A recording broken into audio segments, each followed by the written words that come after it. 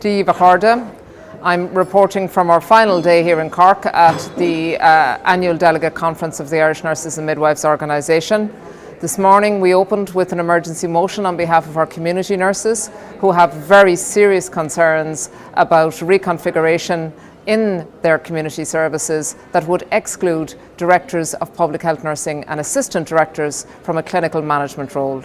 The emergency motion was unanimously passed and many speakers spoke to the bad idea of removing clinicians from management. It just doesn't make any sense and is unprecedented in any other area of community healthcare. The early afternoon kicked off with an overview of the research into the framework on nurse staffing and also the on-the-ground experience from nurses in the Richmond ward in Beaumont Hospital. The delegates, I think, really and truly grasped the idea behind the framework, which is that finally we have a tool to determine nurses' staffing levels based on patient dependency that actually saves lives, reduces patients' time and stay in hospital, and ensures that patients have better outcomes. So overall, it makes a whole lot of sense. The afternoon session commenced with the Minister for Health, who joined us, and we were delighted to hear during the Minister's speech that he concurs that nurse managers in the community will not be removed, and he confirmed to us that their responsibilities and roles will remain unchanged and they will maintain their clinical and managerial responsibility even with reconfiguration.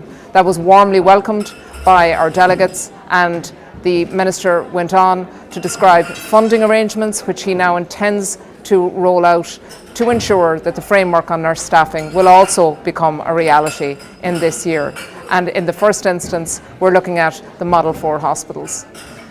The Minister also confirmed that the case that has been made to him by our members who work in the sexual assault treatment units as forensic examiners has been heard, and that it is his intention to now commence a national review of that service to ensure that the proper governance and also that these particular services have a platform at national level as they should have. The afternoon concentrated on our President, Martina Harkin-Kelly's address to the Minister, which she did eloquently, and she reminded him of the central issues of pay and staffing levels for nurses and midwives in this country. Your new Executive Council were welcomed, and also your new officers. Martina Harkin-Kelly will be your President for the next 2 years. She will be assisted by First Vice President Ms. Catherine Sheridan from our Galway branch and Ailish Fitzgerald from our Cork branch. So colleagues, overall it was a successful conference, and we had a roundup at the very end from the Deputy General Secretary David Hughes on all proceedings throughout the year.